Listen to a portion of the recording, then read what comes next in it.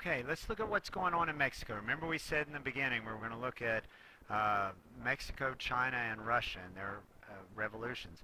Mexico goes through a revolution during this time period, and Francisco Madero runs for office.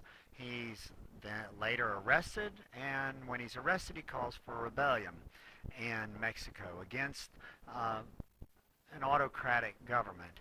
Pancho Villa leads bands of rebels in the north, and Zapata leads rebels in the south. And so Mexico is in civil war. Um, so who's going to be successful in this? Well, Madero eventually wins, and he eventually gets the presidency, but then he's removed from power and killed.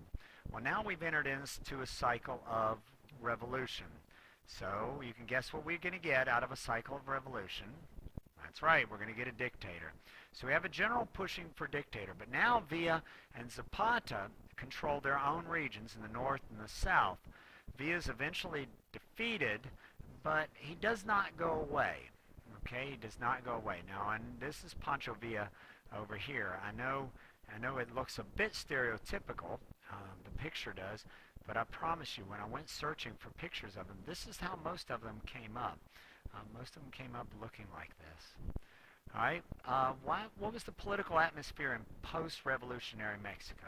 Well, anytime you've had a revolution, there's often a feeling of people being tired of revolution. They don't like it. It wears on them.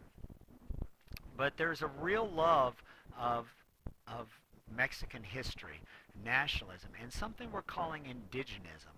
In other words, indigenous people are people who are native to some place. If you're indigenous, you're native. They trace your ancestry back centuries. So this indigenism believes we should help the natives. We should start to celebrate the things. We used to be embarrassed about our Aztec or Mayan heritage. Now we should celebrate it.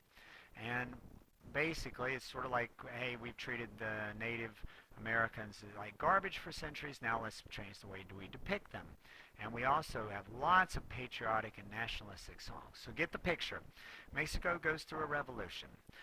Pancho Villa and Zapata both try to help out their own parts of the country. They eventually are defeated. United States gets involved. U.S. gets involved. We're about to look at that here in just a second. But there's a real strong feeling of nationalism, great pride in Mexico and also in our native history, in Mexico's native history. All right.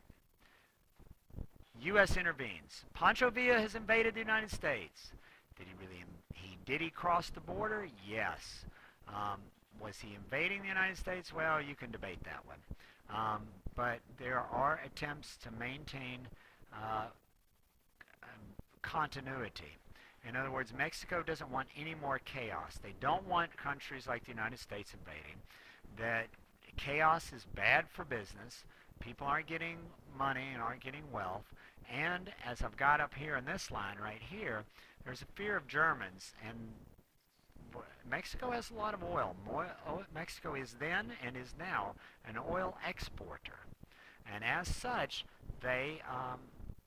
that's something the United States is very interested in. And we're also interested in keeping Germany away.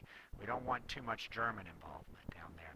So the result is the one-party system, this party of institutionalized revolution, also known as the PRI. The PRI, I think they've got one of the most ironic names ever. Institutionalized revolution. How can you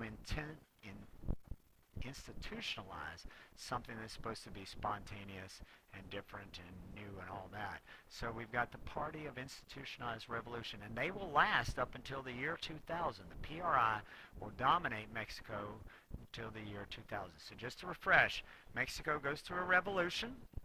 Pancho Villa, Zapata, other men are involved. The United States gets involved. And out of this, there's a concern that things are too chaotic. They don't want the United States intervening. By the way, we also remember the United States intervened to keep Germany away from Mexican oil, and we'd like access to it. And so what we do is we come up with one-party government, the Party of Institutionalized Revolution, or the PRI. It is different than communist one-party rule. It is different. They actually tried to keep both sides a little bit happy because there is still voting, and as you're going to learn, the PRI will eventually get beaten. Okay. All right. Next up is what's going on in Russia. We'll talk about that in a little bit.